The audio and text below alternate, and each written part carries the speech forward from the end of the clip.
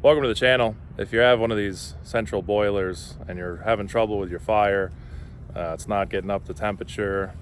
I've had a few problems in the past. I thought maybe it would help you out. There's not a ton of support for these things. As far as I know, you can't buy the service manuals. So I'll share a few things with you that I've had go wrong, and hopefully it'll help you out, because if you're watching this video, your house is probably cold and your fire's probably out. So let me show you a few things. So whether your boiler has the service area in the front or the back, kind of doesn't matter.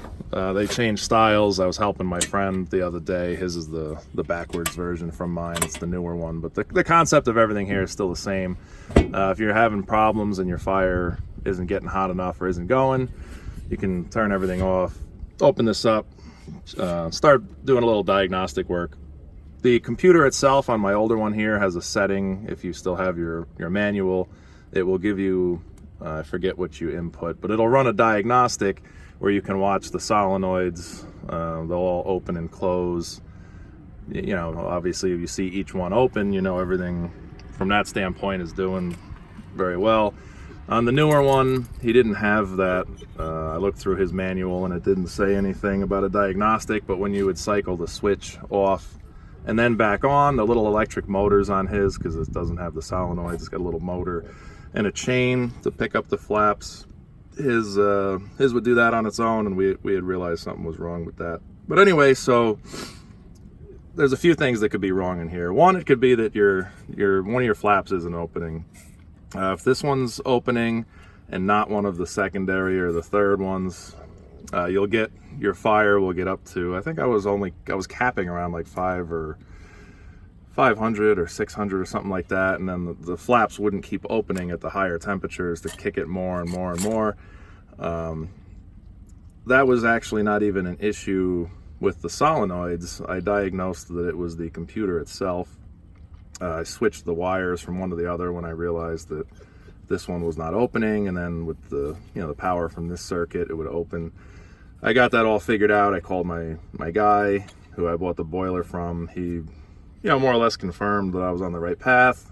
We figured out it was the computer, went on from there. But if you're having an issue with one of these not working, start with the solenoid. You can possibly work your way back to the computer. That had a warranty on it, so it didn't cost me anything to fix. It would have been like $700 or something. It would have been crazy. But I actually haven't had an issue with the actual solenoids. This elbow corroded through on me. This one's stainless. They actually changed a bunch of things to stainless, I believe. It's very harsh in here. Had an issue with the elbow, so that could be having problems for you if there's an air leak or something, either in the elbow or in the hose that holds that on. That's something to look at.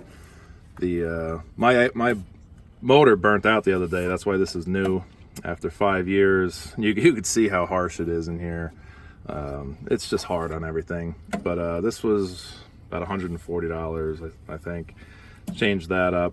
You may, after thinking about it, I think you can just look on Google and try to match up a part number and get something for almost half that. But whatever, it's working now. So you can definitely diagnose some things in here. If your fire is not getting on at all, I had this problem happen the other day. When I had the door open, it would open this flap and it would send air into the box, and you could see the coals get really hot and everything was working great. I'd close the door, boom, fire would go out. Long story short, I should have thought of it sooner. I came around the back, I took a look at this, and the bolts had actually corroded through, and it was moving the solenoid, but this flap wouldn't open, so that was the source of my issue the other day. I put that back together and everything was fine. Like I said, so you could sort of work your way through with these solenoids, or on the new one, your electric motor, try to diagnose why it's not working if you're having issues like that. One more thing while we're in the back here, keep an eye on these circulator pumps. I had one burn out on me maybe last year or the year before.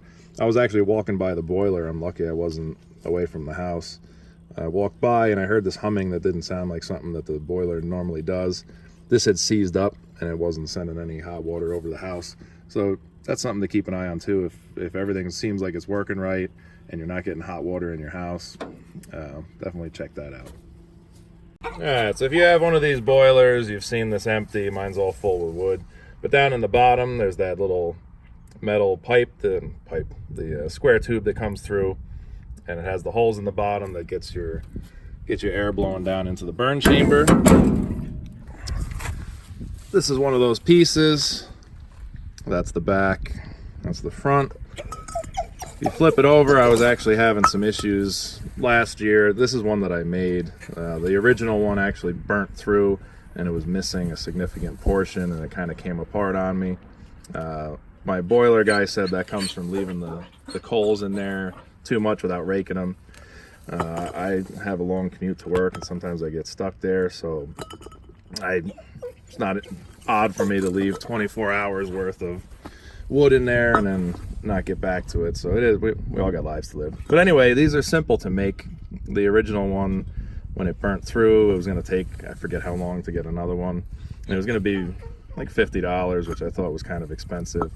So I made one. I just took this square tube, cut the holes, drilled the holes in the bottom, angled the front, put a little pin on there. It's not that hard to make if you've got a welder and just a little bit of experience. If not, I mean, $50 isn't terrible.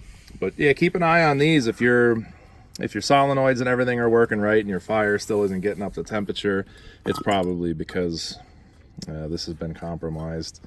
It just really throws a wrench in the works, and it might not be super obvious what the problem is.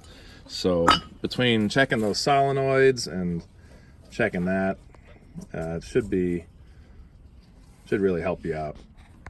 So in conclusion here, I'm assuming that your ash bed in the bottom's been cleaned out, and that if you're watching this video, you've exhausted all the things that kind of are more elementary when it comes to the boiler. I'm assuming you've been inside, cleaned those pathways that go from the bottom up to the top here, and you've been in here and everything's clean. So hopefully that helps you out. If not, I'm a small channel. I get back to most of my comments within an hour or a couple minutes, depending on what's going on. I get my notification on the phone. So if there's anything I could do, answer a question for you, give you my advice. I'm not a service guy for this company or anything, but I've had this boiler for a while and I've worked on it quite a bit. So if you have any questions, leave me a comment and I'll get back to you as soon as I can. Thanks for watching. I hope you like and subscribe. It really makes me feel good about doing these videos.